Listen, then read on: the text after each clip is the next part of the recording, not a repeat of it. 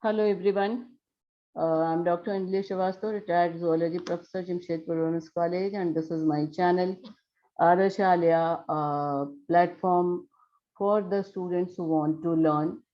The topics discussed here are usually the semester one MSc students who are asking to discuss some topics, and this is the first topic requested by the students of final semester student, how to prepare or a guide to for the to prepare the project report for MSc final year or final semester.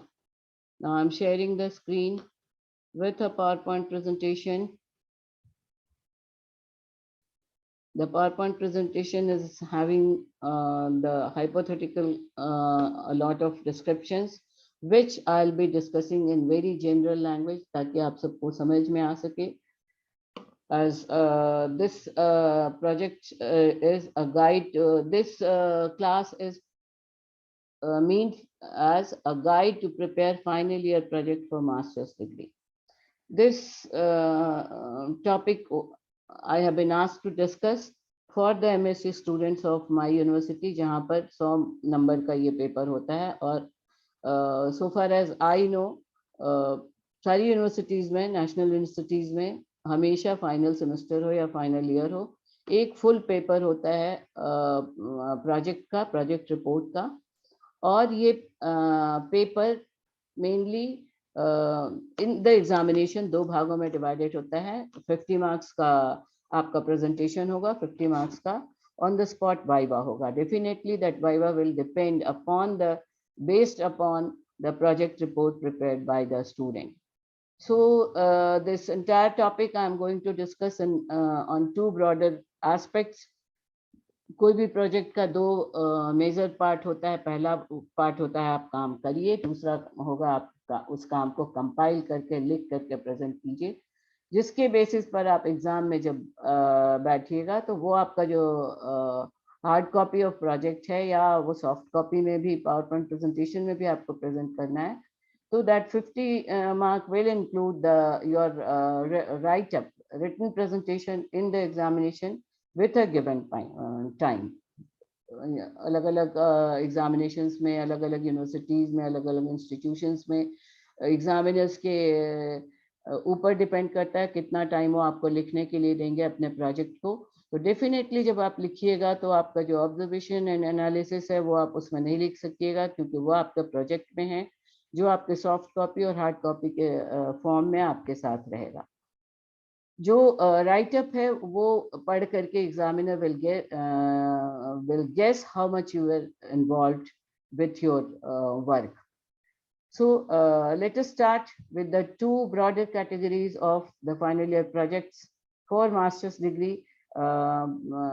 Master's degree for science specifically, we are discussing about the science में project बनाते हैं. Arts में it is called as the presentation of thesis बनाते हैं और dissertation कहते हैं.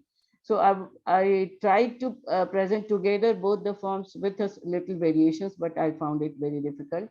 So here I am presenting only project preparation for master's degree in science. This project preparation will be divided under 2 broader headings. First will be the working plan and second will be the writing plan. पहला होगा आप काम करिएगा, काम को prepare करिएगा, और second aspect और या सेकेंड पार्ट होगा राइटिंग द प्रोजेक्ट की रिपोर्टिंग करनी in form of hard copy and soft copy, compiling.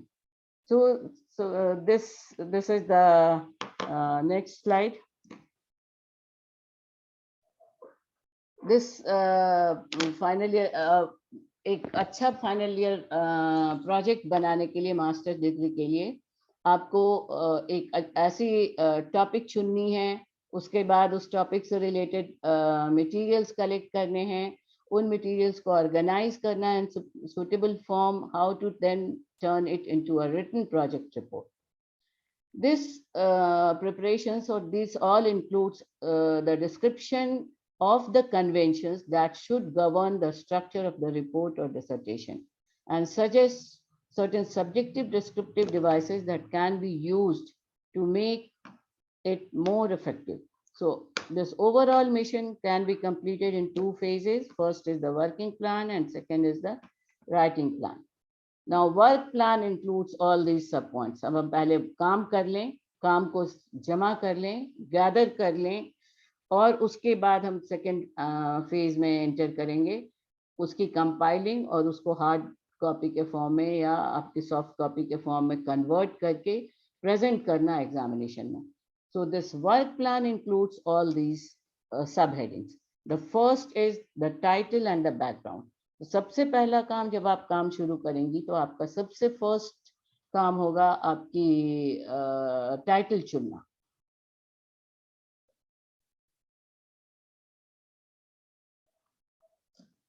The title must be, जो title और the heading of the topic, आप किस काम को करिएगा. डेफिनेटली कोई काम करने के पहले आपको ये सोचना होगा कि आप क्या काम करने जा रही हैं. And that is the title of the heading.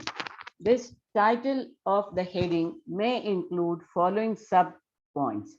कुछ sub points हैं जिन पे आप ध्यान करके आप कंसंट्रेट कीजिए बिफोर डिसाइडिंग द टाइटल और the topic of your work. That first point is the context और द बैकग्राउंड. आप जब कोई काम करने का सोच रही हैं तो जनरली समझाने के लिए आपको मैं बता दूं कि एमएससी का प्रोजेक्ट आपका एक लिमिटेड टाइम होता है, एक सेमेस्टर में एक लिमिटेड टाइम है. आई डोंट थिंक कि 6 मंथ्स के एक सेमेस्टर में 1 महीने से ज्यादा का आपका ओवरऑल समय मिलेगा आपको एक काम के लिए. और दूसरी इंपॉर्टेंट बात यह है कि हर अलग ऑर्गेनाइजेशंस में, अलग अलग इंस्टीट्यूशंस में और अलग अलग टेक्निकल लेवल पे, जैसे इंजीनियरिंग का ग्रेजुएशन हुआ, मास्टर्स हुआ और जूलॉजी का के मास्टर्स के लिए, तो यूनिवर्सिटीज अपना अपना फॉर्मेट भी रखती हैं प्रोजेक्ट बनाने के लिए. तो अगर आपको यूनिवर्सिटी या इंस्टीट्यूशन फॉर्मेट दे देता है तो आपको बहुत ज़्यादा फिर बॉदरिंग की ज़रूरत नहीं है. पॉइंट्स उसमें दिए हुए हैं, उन फॉर्मेट्स के हिसाब से आप काम कर लीजिए. But in general masters degree, general masters degree के लिए एक जो जनरल प्लान फॉलो किया जाना चाहिए. अगर यूनिवर्सिटी या ऑर्गेनाइजेशन ने आपको कोई फॉर्मेट नहीं दिया है तो आप किन किन बातों का ध्यान रखिएगा, इस वीडियो में हम उन्हीं पर डिस्कस कर रहे हैं. पहला, let us come to the first topic, that is the title and the background. Title को एक कंटेक्स्ट, प्री कंटेक्स्ट में देखिए. जब आप सोचने जा रही हैं कि आप क्या काम कीजिएगा तो ऑफ कोर्स आप अपने सुपरवाइजर से, अपने हेड ऑफ द इंस्टीट्यूशन से या जिनसे आप यू थिंक कि आप हेल्प ले सकते हैं या ले सकती हैं, उनसे आप डिस्कस कर सकती हैं. और टाइटल डिसाइड करने के पहले आपको उनकी एप्लीकेबिलिटी भी देखनी होगी कि आप उस काम पर कितना समय दे सकती हैं. और डेफिनेटली ये सबसे कन्वीनियंट तब होगा जब आप अपने सराउंडिंग्स में कोई काम चुनिए और उस काम का एक बैकग्राउंड रहना चाहिए. सपोज कोई वर्क आपने चुना, जैसे मेरी एक स्टूडेंट ने काम किया था, उस अपने गार्डन में एक दिन उसने देखा था कि ब्लैक एंट्स, जो चींटा जिसको कहते हैं, वो बहुत सारे घूम रहे हैं. और अचानक शी हैज ऑब्जर्व कि किसी एक जगह पे, पॉइंट पे बहुत सारा बड़ा सा एक बालू का ढेर बना हुआ है जिसके अंदर वो चींटा रह रहे हैं. और that was the context of her work. तो इस तरह से आपके दिमाग में वो टाइटल क्यों आया, दैट इज द बैकग्राउंड और द कंटेक्स्ट और the pre context of that work. अब जब एक बार आपके दिमाग में आया तो ऐसे 3-4 चीजें आपके दिमाग में आएंगी, तो आप हर चीज को एक बार कंसंट्रेट कीजिए. The next point before finalising the topic और the title will be the history. एक बार आप कुछ लिटरेचर उठाइए और लिटरेचर में देखिए कि उस टॉपिक पे कितने तरह के काम किए गए हैं, कैसे कैसे काम किए गए हैं, आप उसमें से क्या क्या काम कर सकती हैं. कभी आपको ये भी लग सकता है कि अच्छा, इस टॉपिक से रिलेटेड ये काम छूटा हुआ है, काम तो किया गया है पर इस काम में, अब उस पर आप कई एक पॉइंट्स देख सकती हैं. एग्जैक्टली जो उन्होंने काम किया है उसको आप अपने कंटेक्स्ट में कर सकती हैं, जो पुराना किया हुआ काम है कुछ मॉडिफिकेशंस के साथ. या उस काम के बीच में कुछ आपको लग रहा है कि गैप्स है या कोई न्यू पॉइंट है जिस पे आप काम कर सकती हैं, तो या आप गैप को फिल करने का काम कर सकती हैं या कुछ न्यू इन्वेंशंस या न्यू तरीकों के साथ वो काम कर सकती हैं. So that will be the next point before deciding the facts. And then you can discuss with your faculty, with your friends, and then finally you will decide the title of your project. And one more line I would like to add, हमेशा मैं कहती हूँ कि आप जब भी कोई काम डिसाइड करना शुरू कीजिए, खास तौर से स्टडीज के रिलेटेड काम, टाइटल या रिसर्च रिलेटेड काम, तो 3 बातें ध्यान में रखिए, क्यों, कहाँ और कैसे। आप ये काम आपके दिमाग में क्यों आया, आप इस काम को कहाँ कीजिएगा और आप इस काम को कैसे कीजिएगा। इन 3 बातों पे अगर आप ध्यान दे करके डिस्कस कर लीजिएगा, ऑब्जर्वेशन कर लीजिएगा, तो एक अच्छा title you will be able to select. Then the second point is gathering material, including literature. Literature तो आपको सबसे पहले collect करना है, even before finalizing the title. Title को ही फाइनलाइज करने के पहले आपको लिटरेचर में जाना है, आप कुछ लाइब्रेरी जाइए, कुछ जर्नल्स कंसल्ट कीजिए, कुछ डिस्कस कीजिए, कुछ नेट पे जाइए, बट एक लिटरेचर पहले आपको फाइंड आउट करना होगा। और जब आप डिसाइड कर लेती हैं टाइटल, तो मटेरियल्स क्या क्या उस टाइटल पर काम करने के लिए रिक्वायर्ड होंगे, and that will come under the heading gathering material. And then the third point is arranging material and structuring the project. अब आपका टाइटल फाइनल हो गया, मटेरियल गैदर हो गया, लिटरेचर गैदर हो गया, जिसके बेसिस पे आप काम करने जा रही हैं। Definitely it is the research, that is जो काम हो चुका है उसको आपके नए एस्पेक्ट्स में आप उसको रिसर्च करने जा रही हैं, तो literature plays a very important role. उसके बाद आप मटेरियल अरेंज कर चुकी, now you are the structuring the project. First heading, this is the third point, and these are 4 sub points of third point, that is arranging material and structuring the project. First is the duration of work. आप काम करने का, जैसे आप आपके institution में जो students मेरे साथ इस समय हैं, वहाँ लिखा हुआ है उस सिलेबस में 15 days at least, तो it is already given that come से कम 15 दिनों का वर्क होना चाहिए, बट एक सेमेस्टर में मेरे भी हिसाब से आप 15-20 दिन से ज़्यादा का समय अपने काम को नहीं दे सकती हैं, क्योंकि फिर उसके बाद आपको कंपाइलिंग करना, राइटिंग अप करना, बहुत सारे काम बाकी हैं। तो 1 से 1.5 महीना आप 6 मंथ के एक सेमेस्टर में प्रोजेक्ट पे खाली नहीं दे सकती हैं, क्योंकि 4 theory papers are already there. So this is the duration work that you have to mention in writing in your work. So उसको दिमाग में रख के काम कीजिए। अभी जो काम कर रही हैं ये आपका राइटिंग का काम नहीं है, ये बस आपके दिमाग में होना चाहिए, क्योंकि ये वर्किंग प्लान है आपका। Second will be the methods and methodology. Again it is a part of the literature. Methods आपको लिटरेचर से ही मिलेंगे कि किन किन मेथड्स पे आप काम करने जा रही हैं, और मेथोडोलॉजी होगा आपका वर्क का सिस्टम, आपका कहाँ कौन सा मेथोडोलॉजी अप्लाई कीजिएगा और कैसे काम कीजिएगा। आपका काम जैसे जैसे चलता जाएगा, साथ साथ भी और खत्म होने के बाद भी, the next point is the results and observation. आपका ऑब्जर्वेशन साथ साथ चल रहा है, रिजल्ट जो आप ऑब्टेन कर रही हैं ये सब आप नोट करके अभी रख रही हैं। These are not your write-ups that are going to be presented in the final project report. This is the working plan. And the final sub point of this third point is evaluation or analysis of work. अब आपने अपना काम कर लिया, उसको analyse कीजिएगा, evaluate कीजिएगा और the final report तैयार कीजिएगा। So this is the working plan that we have discussed. इसमें हम लोग काफी कुछ देख चुके हैं, टाइटल कैसे डिसाइड करते हैं। This is given in writing. When you are contemplating a project title, you should discuss your interests with your guide to gain a broad perspective. You will find your faculty advisor knowledgeable and willing to offer excellent suggestions and advice. So all these are the write-ups that you can go through before deciding a final project plan. Then suggested master project completion timeline we have already discussed. 15 से 20 दिन का ही समय हम दे सकते हैं आपका जिस तरह का काम चल रहा है उसके हिसाब से। Then once you have collected your writing the working plan, you have gone through your working plan, सब कुछ आपने collect कर लिया, काम कर लिया, ऑब्जर्वेशन कलेक्ट कर लिया, रिजल्ट्स और एनालाइजेशंस आपके कंप्लीट हैं, Now, the second phase of your project report begins with the writing part. That is the Master of Science final project report guidelines.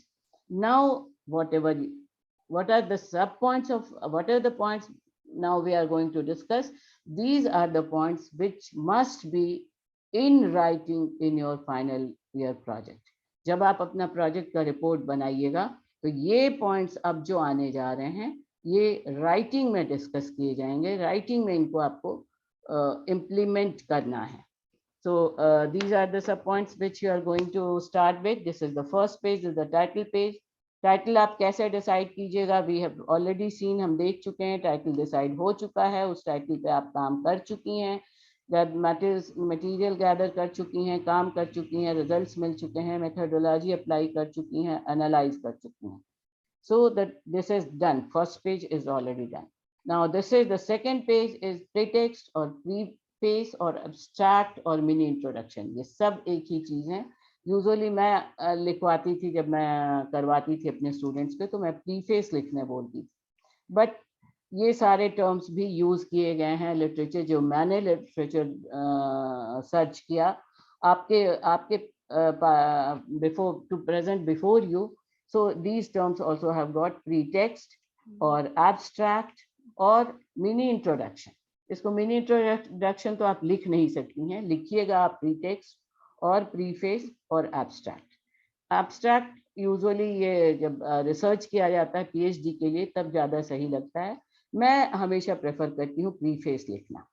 And this is a mini introduction जिसमें आप जो अपना काम करने जा रही हैं उसको बहुत ही शॉर्ट में, एक एक थीसिस का प्रीफेस लिखा जाता है 1 से 1.5 पेज में. तो दैट इज आई थिंक कि 1 paragraph maximum 1 page will be sufficient for preface, जिसमें आप बहुत ही शॉर्ट में बताइएगा आप काम तो अब तक कर चुकी हैं, तो काम को का इम्पोर्टेंस, काम का कोई फ्यूचर प्रोस्पेक्ट है तो वो काम करने में का आपको ये ध्यान आया क्यों और कैसे आपने काम किया, सब मिला के एक छोटा सा इंट्रोडक्शन बनाइएगा. Then the next second, this is the first page हो गया, second page preface का हो गया, third page हुआ ये पूरी कंपाइलिंग. जब आपका प्रोजेक्ट बनेगा तो उसमें क्या क्या पेजेस आएंगे. पहला पन्ना हो गया आपका टाइटल पेज जिसमें आप बैकग्राउंड से उसको शेप दे सकती हैं, उसको सजा सकती हैं, डिजाइन कर सकती हैं, बट टाइटल बहुत ही प्रोमिनेंटली दिखना चाहिए. और उस पेज के एक साइड में बीच में आपका इंस्टीट्यूशन का लोगो होगा, एक साइड में that is in left hand side, और in the middle somewhere I have seen in the middle also आप लिखिएगा अपना नाम, अपना एग्जामिनेशन रोल नंबर, अपना semester, and in the last there should be 1 line. ये एकदम इस पूरे क्लास के बाद मैं एक सैम्पल इंट्रोडक्टरी पेज आपको दिखा दूंगी जिसके बेसिस पे आप डिसाइड कर सकती हैं कि आप ऐसा टाइटल पेज बनाइएगा. देन हो गया preface and then is the certificate. This is the third page will be the approval page और सर्टिफिकेट. सर्टिफिकेट और in some cases it will be certificates, मतलब एक से ज्यादा भी सर्टिफिकेट हो सकते हैं. यूजुअली जो अप्रूवल पेज है ये it is provided by the institution, जो कि एक हमेशा से हेड ऑफ द इंस्टीट्यूशन और head of the department rather, not institution.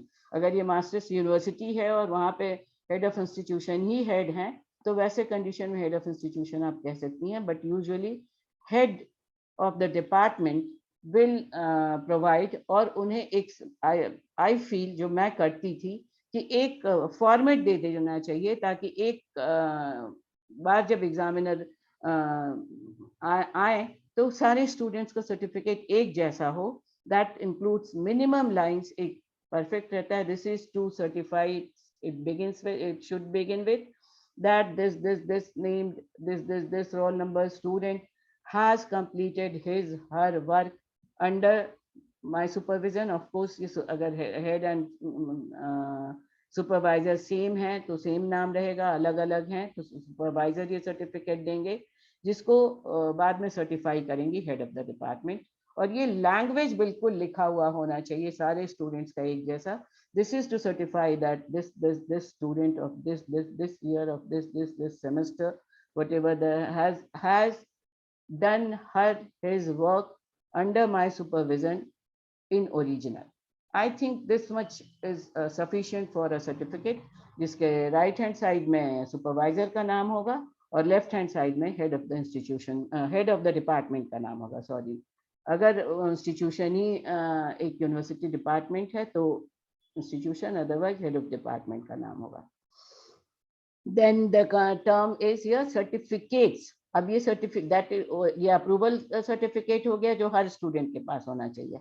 Now इसके अलावा हो सकता है कि ये भी एक पॉसिबिलिटी होती है, बहुत सारे स्टूडेंट्स हमारे समय में भी जाते थे, अगर आप सुविधा हो, अगर कॉलेज तैयार हो, इंस्टीट्यूशन तैयार हो, कहीं भेज के काम कराने को स्टूडेंट्स को, या student on his her own basis कहीं जाके काम करना चाहे किसी इंस्टीट्यूशन या किसी और ऑर्गेनाइजेशन के साथ, जैसे मैं टाटा नगर में हूँ, तो यहाँ पे टाटा जूलॉजिकल पार्क है, सुधा डेयरी है, टाटा स्टील के कुछ प्लांट्स हैं जहाँ पर जाकर के स्टूडेंट्स कुछ पर्टिकुलर 15 to 20 डेज का वो अलाउ करते हैं इंस्टीट्यूशनल सेट और ऑर्गेनाइजेशन सेट, और वहाँ जाके वो काम करती हैं। तो इन दैट केस पहले आपको इंस्टीट्यूशन, आपका इंस्टीट्यूशन एक लेटर देगा कि हम हमारी स्टूडेंट, हमारी फलाना स्टूडेंट जा रही है आपके यहाँ काम करने, please let her do, and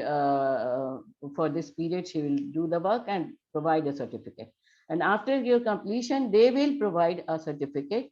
So in that case it will be certificates, एक आपका डिपार्टमेंट का सर्टिफिकेट होगा, दूसरा जहां आपने काम किया वहां का सर्टिफिकेट होगा. So this will be the third page. Then comes the acknowledgement.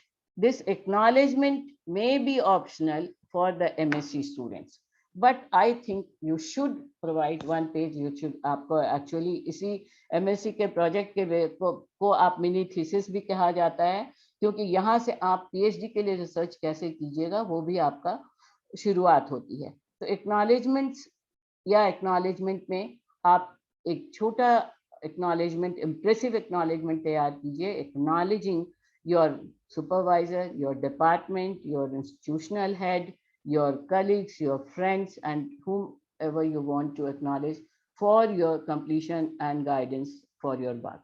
So these are the pages, and after that will come the first, second, third, fourth, the fifth page will be the table of contents.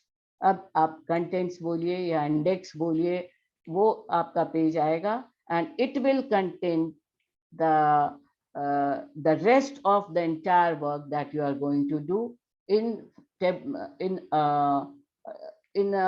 form of the list, points. कौन कौन से points में अब आपका काम present होगा.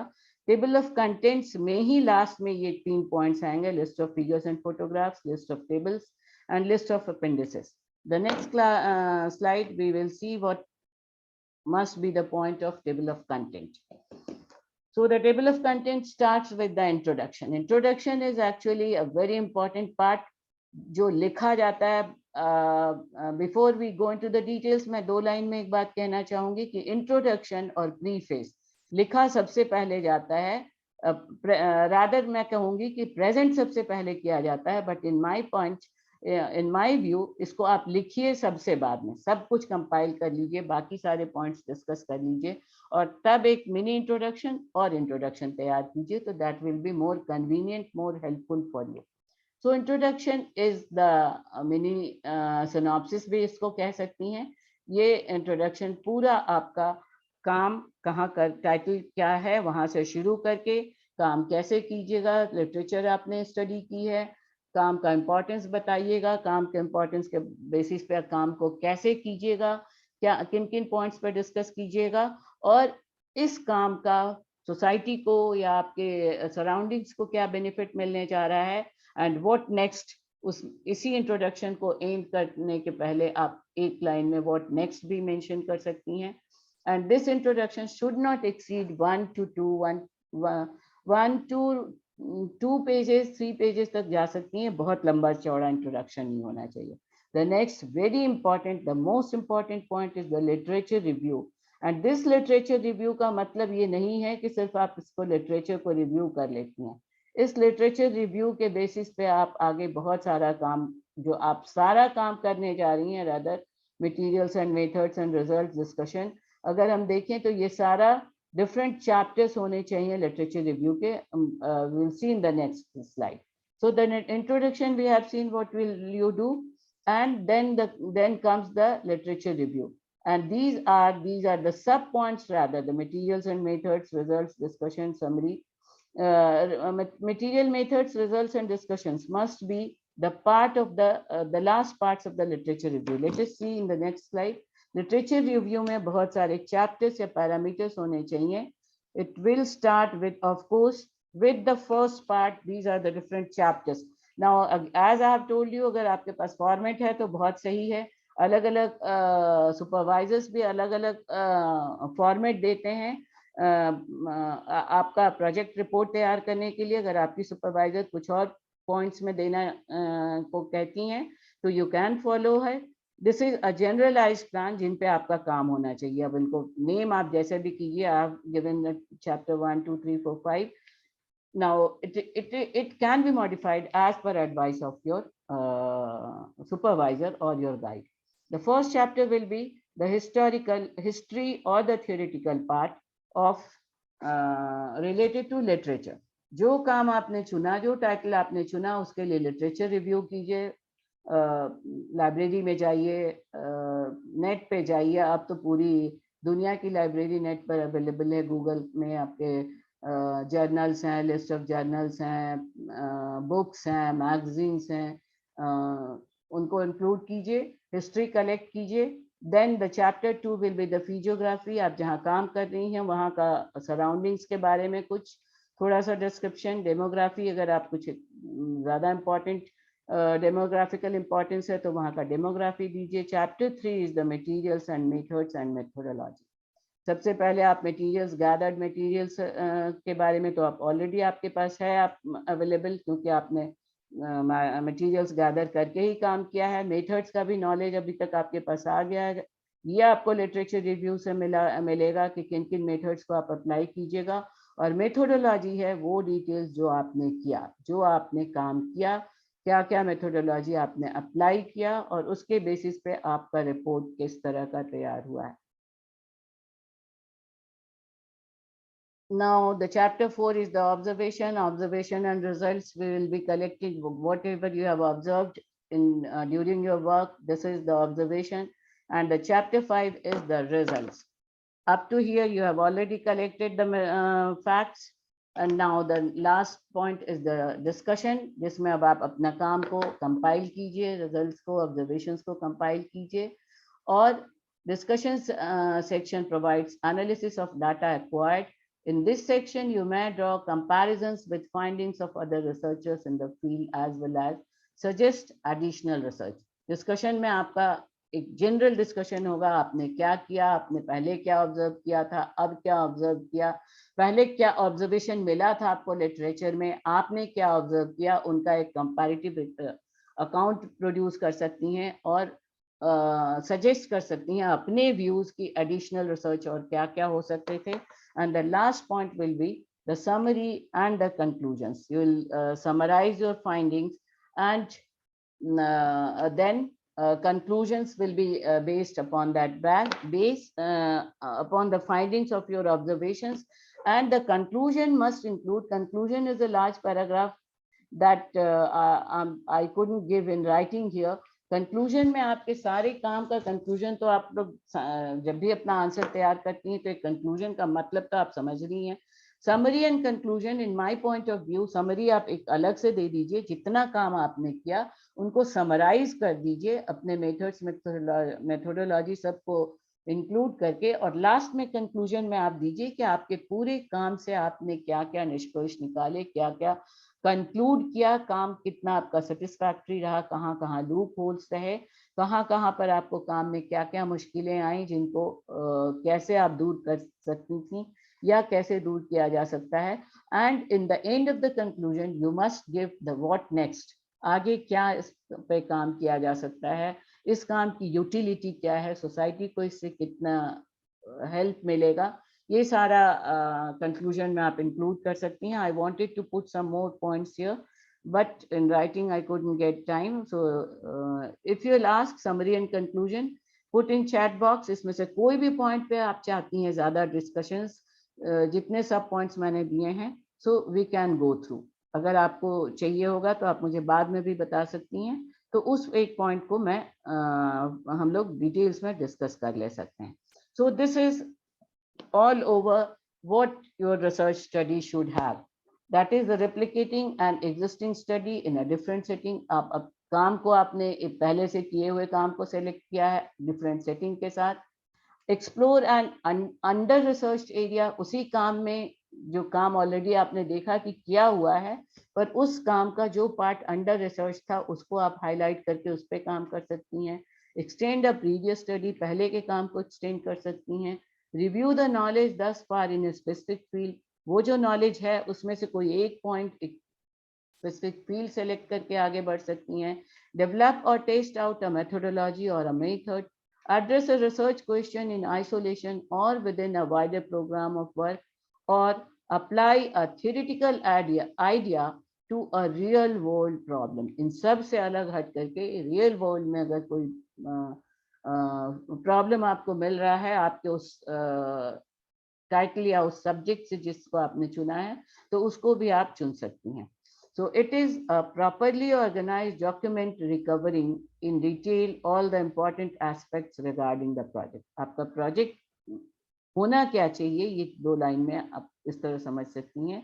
When compiled, it should indicate to the instructors your comprehension of the material and your ability to define the important aspects and applications. काम जो आपने किया उनके फायदे, उनके फ्यूचर एस्पेक्ट्स, उन पे अगर कहीं कोई गैप है उस गैप को कैसे फिल किया आपने या फिल करना चाहेंगी फ्यूचर वर्क में, all these will include in your research work. So now this is the area, this is a point, these are the so let me go back to compile this, minimize, this is the area how these are the two slides जिसमें जो मैंने net से निकाल लिए हैं कि format क्या होना चाहिए। इसका हाफ ही यहाँ पे दिख रहा है। I don't know how to present you the first half. ऊपर में इसमें टाइटल छूट गया है, सेकेंड हाफ दिख रहा है, यहाँ पे होना चाहिए था, इसके ऊपर लोगो रहेगा, ये name of the student and stream guidance या सुपरवाइजर का नाम रहेगा। And the next one will be the how to write the, so one very important point, very important point in the slide has left, the references and the bibliography. That very sorry, one point is left over here, that let's go back, हम देखते हैं references वाला point. ये खत्म करने के पहले हमें यहाँ पर in this page it is the list of figures, photographs, one point, and it is missing over here. This is table of contents में ही होना चाहिए, the references or the bibliography. Sorry, it was to be continued here only. After the summary and conclusions, it will be here, the bibliography or the this is let me share. Okay, so how to go back?